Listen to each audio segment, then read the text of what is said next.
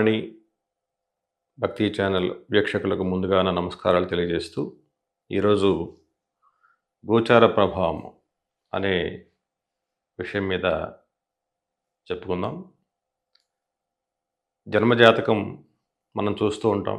అదేవిధంగా గోచార ప్రభావాలు కూడా వ్యక్తి జీవితం మీద ప్రభావం చూపిస్తాయి. మరి జాతకాన్ని చూస్తూ కూడా సంవత్సర ఫలాల్లో గోచారంలో ఉన్నటువంటి గ్రహాలు వాటి యొక్క గమనం బట్టి ఏ విధంగా మన మీద ప్రభావం చూపిస్తోంది, ఏ గ్రహాలకి ప్రభావం చూపిస్తాయి అనేది మనం పరిశీలిస్తే, ఖగోళంలో సంచరించే నవగ్రహాల్లో ప్రధానంగా గోచారంలో శని యొక్క గమనం, అదేవిధంగా గురువు యొక్క గమనము, రాహుకేతువుల యొక్క గమనము, ఈ రకంగా ఈ 4 గ్రహాలని ప్రధానంగా గోచారంలో మనం పరిశీలించవలసి ఉంటుంది. శని ఒక రాశి నుంచి ఇంకో రాశి మారటానికి 2.5 సంవత్సరాల కాలం తీసుకుంటాడు. అదేవిధంగా రాహు 1 సంవత్సరంన్నర కాలం తీసుకుంటాడు. రాహుకేతువులు ఇరువురు. గురువు 1 సంవత్సర కాలాన్ని ఒక రాశి నుంచి ఇంకో రాశికి మారడానికి తీసుకుంటూ ఉంటాడు. ఈ బలమైనటువంటి ఈ గ్రహాలు గురువు, శని, రాహుకేతువులు వ్యక్తిగత జీవితంలో అంటే జన్మ రాశిని అనుసరించి గోచార ఫలాలని మనం పరిశీలించవలసి ఉంటుంది. జాతకాన్ని పరిశీలించేటప్పుడు లగ్నాన్ని బట్టి మనం జాతకాన్ని విశ్లేషణ చేయవలసి ఉంటుంది. జన్మరాశి బట్టి ప్రస్తుతం సంచరిస్తున్నటువంటి శని, గురువు, రాహు, కేతు గ్రహాలు మనకి జన్మరాశి రీత్యా శనేశ్వరుడు 12, అదేవిధంగా 1, 2 స్థానాల్లో సంచరించేటటువంటి కాలాన్ని ఏలినాటి శని సమయము అని అంటారు. ఏలినాటి శని అనేదానికి అంటే 7 నాటి శని అంటే 7 సంవత్సరాలు, నాటి అంటే అర్ధభాగం కాబట్టి 7.5 సంవత్సరాల కాలాన్ని ఏలినాటి శని సమయంగా పరిగణిస్తారు. ఇది అనేక రకాలుగా శత్రువు, రోగము, రుణము, ఈ విధంగా అనేక కష్ట నష్టాలని జీవితంలో కలిగిస్తూ ఉంటుంది. ఏలినాటి శని ప్రభావం అనేది ఏ రాశి వాళ్ళకి బలంగా ఉంటుంది అనేది ఒకసారి క్షుణ్ణంగా విశ్లేషణ చేసుకుందాం. ఏలినాటి శని ప్రభావం జీవితంలో ప్రతి ఒక్కరి మీద ఖచ్చితంగా పనిచేస్తుంది. జాతకంలో మంచి దశలు జరుగుతూ ఉన్నప్పుడు ఆ దశా సమయం మంచి సమయం, దాదాపుగా గురు మహాదశ కానీ జాతకంలో కోణాధిపతుల యొక్క దశా సమయం జరుగుతూ ఉన్నప్పుడు కానీ, లేదంటే గ్రహాలు కొన్ని యోగాలు బట్టి వాటి యొక్క దశా సమయం జరుగుతున్నప్పుడు కానీ ఈ ఏలినాటి శని ప్రభావం అనేది అంతగా చూపించదు. అదేవిధంగా శనేశ్వరుడు యొక్క స్వనక్షత్రాల్లో పుట్టినటువంటి జాతకులు కూడా ఏలినాటి శని ప్రభావం అనేది కొంత తగ్గుతుందని చెప్పచ్చు. అదేవిధంగా మకర కుంభరాశి వారి అందులో జన్మించిన వారికి కూడా ఏలినాటి శని ప్రభావం అనేది పెద్దగా ఉండదు అనేది శాస్త్రవచనం. అయితే ఏలినాటి శని మేషరాశి వాళ్ళకి, మేషరాశి కలిగిన జాతకులు ఏలినాటి శని ప్రభావానికి జన్మరాశిలో సంచరించే కాలం అంటే మేషరాశిలో శనేశ్వరుడు నీచ స్థితి, ఆ సమయంలో మేషరాశి వారికి అనూహ్యమైన ఆరోగ్య సమస్యలు, ఈ విధంగా అనేక రకాలైనటువంటి సమస్యల్ని కలిగిస్తూ ఉంటాడు. అదేవిధంగా వృషభ రాశి వారికి కూడా 12వ స్థానంలో సంచరించే సమయం అంటే మేషంలో సంచరించే కాలం, ఆ 2.5 years కూడా శని నీచేశ్వరే ఉంటాడు కాబట్టి వృషభ రాశి వారికి కూడా ఆ 2.5 సంవత్సరాల కాలం కొంచెం అనేక కష్ట నష్టాలని, అనూహ్యమైనటువంటి సంఘటనల్ని ఎదుర్కోవడానికి అవకాశం ఉంది. అదేవిధంగా మిథున రాశి వారికి ఏలినాటి శని ప్రభావం అంతగా ఉండదు. అదేవిధంగా కర్కాటక రాశి వారికి కూడా ఏలినాటి శని ప్రభావము జన్మరాశి మీద సంచరించే కాలాన్ని అనేక సమస్యల్ని ఎదుర్కోవటం కూడా అనుభవంలో చూస్తున్నాం. ఇక సింహరాశి వారికి ఆ రాశికి 12వ స్థానంలో సంచరించే కాలము మరియు జన్మరాశి మీద సంచరించే కాలం కూడా ఈ 5 years కూడా 5 సంవత్సరాల కాలం కూడా ఈ యొక్క సింహరాశి వారికి అనూహ్యమైనటువంటి కష్ట నష్టాలని కూడా అనుభవంలో చూస్తూ ఉన్నాం. కన్యా రాశి వారికి ఏలినాటి శని ప్రభావము కన్యా రాశికి 12వ స్థానంలో అంటే సింహరాశిలో శని సంచరించేటటువంటి కాలము ఆ 2.5 సంవత్సరాలు కూడా దాని యొక్క తీవ్రమైన ప్రభావాన్ని ఎదుర్కోవడం చూస్తున్నాం. అదేవిధంగా తులారాశి. తులారాశికి శని విశేషమైన యోగప్రదుడు.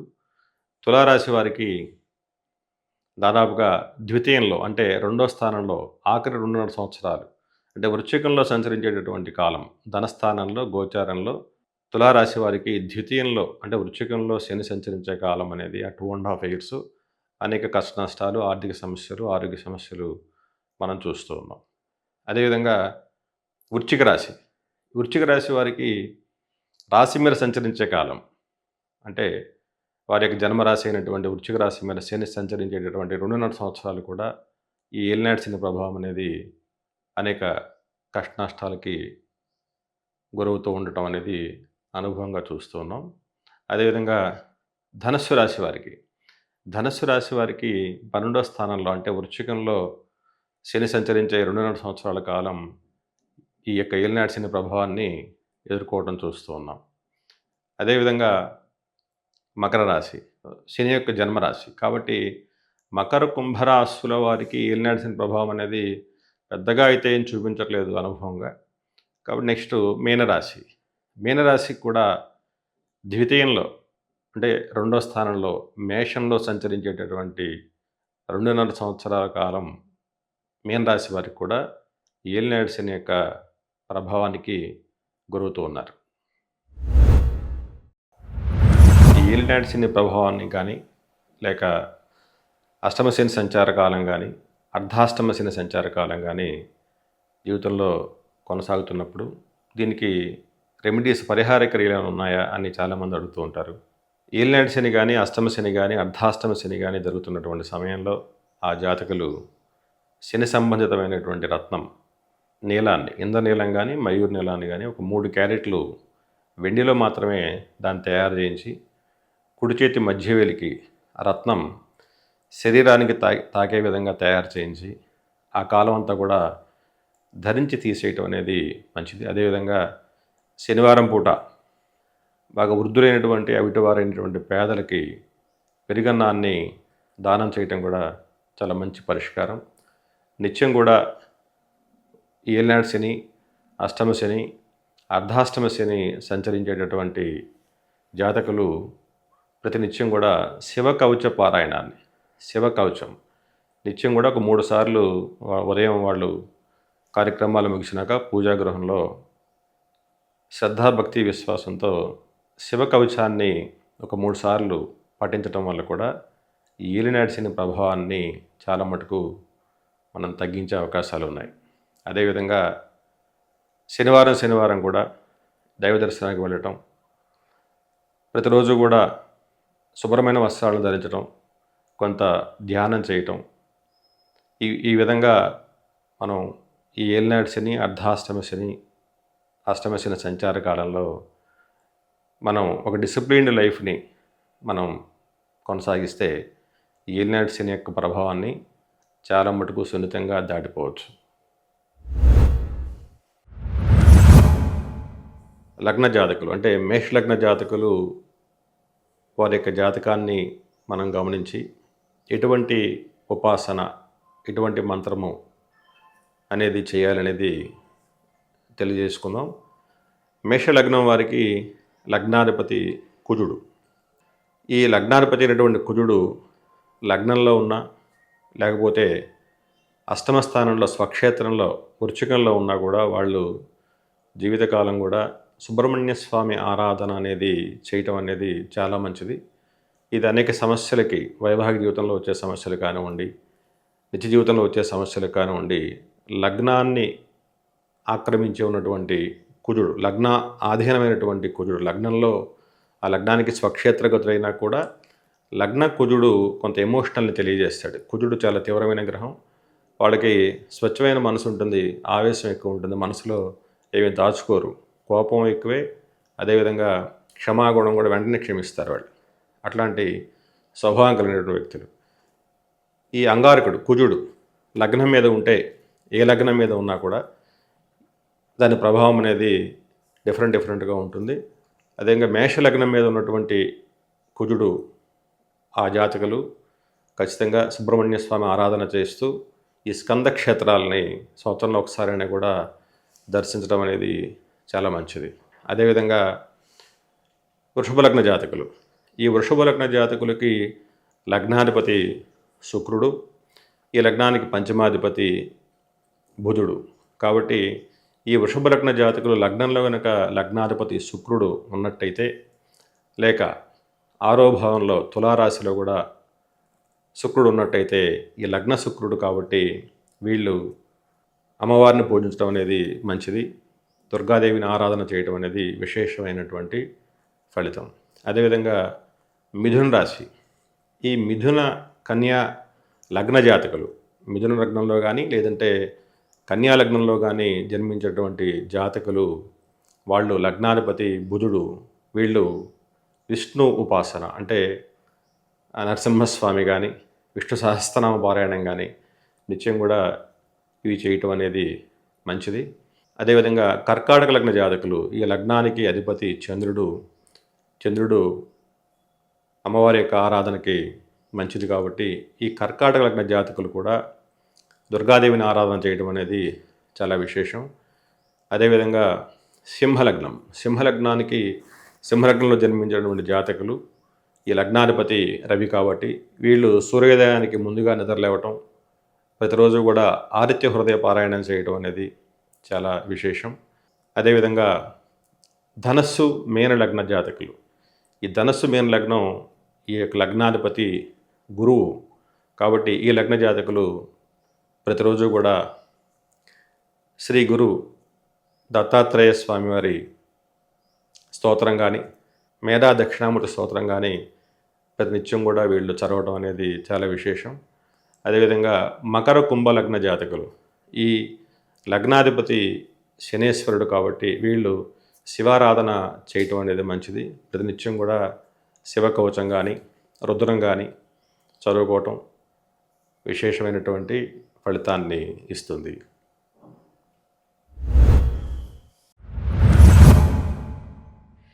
జాతకంలో లగ్నంలో కొన్ని గ్రహాలు ఉంటాయి. లగ్నంలో రాహు ఉన్నటువంటి జాతకులు, అంటే ఏ లగ్నమైనా మేషాది మీన పర్యంతం ఏ లగ్నమైనా కూడా లగ్నంలో రాహు, సప్తమ స్థానంలో కేతు ఉన్నటువంటి జాతకులు ప్రతిరోజు కూడా దుర్గా కవచ పారాయణాన్ని 21 సార్లు చదవడం అనేది చాలా మంచిది. రాహు మహార జరుగుతున్న వాళ్ళు కూడా ఈ 18 ఇయర్స్ అంటే 18 సంవత్సరాలు మహాదశా కాలం, ఈ కాలం అంతా కూడా వాళ్ళు దుర్గా కవచాన్ని నియమంగా ప్రతిరోజు కూడా 21 సార్లు నిత్య పారాయణం చేయటం అనేది రాహు యొక్క అనేక దోషాలని నివారించుకోవడానికి ఒక మంచి పరిష్కారం. రాహు చాలా మిస్టీరియస్ ప్లానెట్. రాహుకేతువులు జాతకంలో వాటి యొక్క ప్రాధాన్యత చాలా ఎక్కువ అని చెప్పచ్చు. అనూహ్యమైన సంఘటనలు కలిగిస్తారు.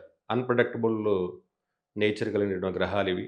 కాబట్టి ద్వాదశాది ఏ లగ్నమైనా కూడా లగ్నంలో రాహు ఉన్నటువంటి వ్యక్తులు వాళ్ళు విశేషంగా దుర్గాదేవి ఆరాధన చేయటం, అదేవిధంగా శక్తి క్షేత్రాలని సందర్శించడం అనేది చాలా మంచిది.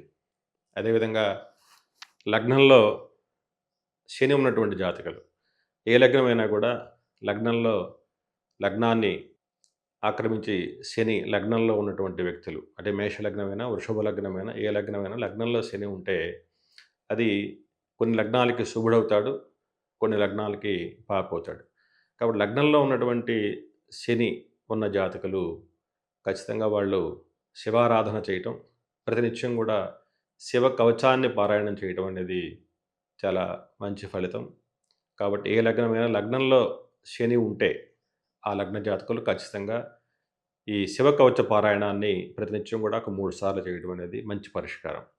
అదేవిధంగా లగ్నంలో చంద్రుడు, కొంతమందికి జన్మరాశి జన్మ లగ్నం రెండు కూడా ఒకటే అవుతాయి. కాబట్టి జన్మరాశి జన్మ లగ్నం ఈ లగ్నంలో చంద్రుడు ఉన్నటువంటి జాతకులు అమ్మవారి ఆరాధన చేయటం అనేది మంచిది. ప్రతినిత్యం కూడా వాళ్ళు లక్ష్మీదేవి ఆరాధన చేయటం అనేది, శ్రీ సూక్తం చదువుకోవటం అనేది, కనకధారా స్తోత్ర పారాయణం చేయటం అనేది చాలా మంచిది. అదేవిధంగా లగ్న శుక్రుడు, ఏ లగ్నమైనా లగ్నంలోనే శుక్రుడు ఉన్నటువంటి జాతకులు వాళ్ళు కూడా ప్రతినిత్యం కూడా శ్రీదేవి ఖడ్గమాల స్తోత్రాన్ని పారాయణం చేయటం అనేది చాలా మంచి పరిష్కారం. అదేవిధంగా శ్రీచక్ర నవావరణార్చన అనే పూజని విజయవాడ కనకదుర్గమ్మ వారి గుడిలో చేస్తారు. ఆ పూజను కూడా సంవత్సరంలో ఒక మారు చేయించుకోవడం అనేది చాలా మంచిది. ఇక లగ్నంలో బుధుడు ఉన్నటువంటి జాతకులు, లగ్న బుధుడు ఏ లగ్నమైనా లగ్నంలో బుధుడు ఉన్నప్పుడు వాళ్ళు విష్ణు స్వరూపమైనటువంటి నరసింహ కవచాన్ని వాళ్ళు ప్రతినిత్యం కూడా ఒక 3 లేక 7 సార్లు లేక 9 సార్లు నిత్యపారాయణం చేయటం అనేది చాలా మంచిది. ఈ విధంగా వివిధ లగ్నాల్లో గ్రహాలు ఉన్నప్పుడు, లగ్నంలో రవి ఉన్నప్పుడు సూర్య నమస్కారాలు చేయాలి.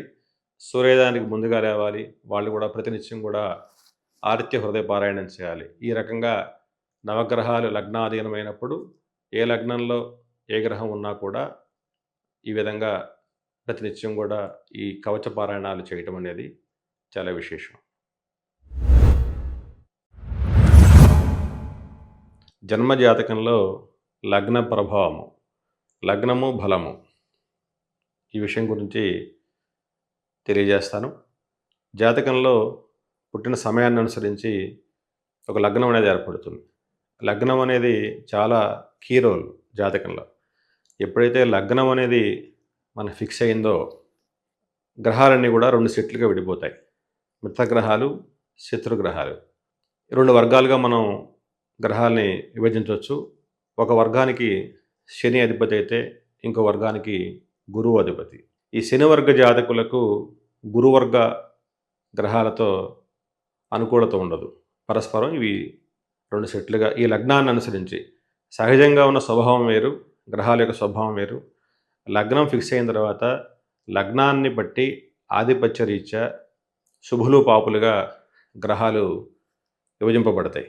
కాబట్టి మేషలగ్నం, ఈ మేషలగ్నం అనేది గురువర్గానికి సంబంధించినటువంటి లగ్నంగా మనం భావించవచ్చు. ఈ లగ్నాధిపతి కుజుడు, అదేవిధంగా పంచమాధిపతి అయినటువంటి రవి, భాగ్యాధిపతి అయినటువంటి గురువు, ఈ 3 గ్రహాలు ఈ లగ్నానికి ఎల్లప్పుడూ మేలు చేయడానికి అవకాశాలు ఉంటాయి. ఇవి శుభస్థానాల్లో ఉండాలి, అంటే కేంద్రంలో కానీ కోణంలో కానీ ఉండాలి. అలా కాకోకుండా 3, 6, 8, 12 స్థానాల్లో ఈ పంచమాధిపతులు, లగ్న పంచమ భాగ్యాధిపతులు అయినటువంటి కుజ, రవి, గురుగ్రహాలు కనుక దుస్థానాల్లో ఉన్నట్టయితే వాటి యొక్క ఆ బలాన్ని ఆ గ్రహాలు కోల్పోతాయి. కాబట్టి జాతకాన్ని క్షుణ్ణంగా పరిశీలన చేసి లగ్న బలాన్ని మనం నిర్ణయం చేయాలి. లగ్న బలమే జాతక బలం, లగ్న బలమే అదృష్టం. కాబట్టి లగ్నం బలంగా ఉంటే జీవితంలో అన్నీ సాధించుకుంటారు, అన్నీ సంపాదిస్తారు. లగ్నమే పేరు ప్రఖ్యాతులు, లగ్నమే ఆరోగ్యం, లగ్నమే ఆయుష్, లగ్నమే వ్యవహారిక జయం. కాబట్టి లగ్నం బలంగా ఉండాలి, లగ్నాధిపతి బలంగా ఉండాలి, లగ్నాన్ని శుభగ్రహాలు వీక్షించాలి. అట్లా కాకోకుండా లగ్నాధిపతి బలహీనపడి లగ్నంలో పాపగ్రహాలు ఉన్నా లేకపోతే పాపగ్రహ దృష్టులు కలిగినా కూడా ఆ లగ్నం బలహీనపడుతుంది. అప్పుడు జాతకాన్ని క్షుణ్ణంగా పరిశీలన చేసి దానికి ఏ విధమైన పరిహారాలు, లగ్న బలాన్ని, లగ్నాధిపతిని ఏ రకంగా మనం పెంచాలి, లగ్న బలం ఏ రకంగా మనం పెంచాలి అనేది జాతక రీత్యా పరిశీలన చేసి రత్నధారణ ద్వారా కొంత లగ్న బలాన్ని పెంపొందించవచ్చు. ఈ విధంగా జాతకంలో లగ్నం అనేది చాలా ఇంపార్టెంట్. కాబట్టి జాతకంలో ప్రతి వాళ్ళు కూడా మీది ఏ లగ్నం అనేది గమనించండి. మీ లగ్నాన్ని అనుసరించి శుభగ్రహాలు ఏమున్నాయి, అవి ఏ స్థానాల్లో ఉన్నాయి, ఎలాంటి ఫలితాలు ఇస్తున్నాయి, అదేవిధంగా అవి కనుక బలహీనంగా ఉంటే ఏ విధమైనటువంటి పరిహారక శాంతుల్ని, ఏ విధమైన రత్నధారణ మనం చేయాలనేది జాతకంలో చాలా ఇంపార్టెంట్. కాబట్టి ప్రతి వాళ్ళు కూడా లగ్న బలాన్ని పెంపొందించుకోవాలి. లగ్న బలమే క్యారెక్టరు, లగ్న బలమే విజయం.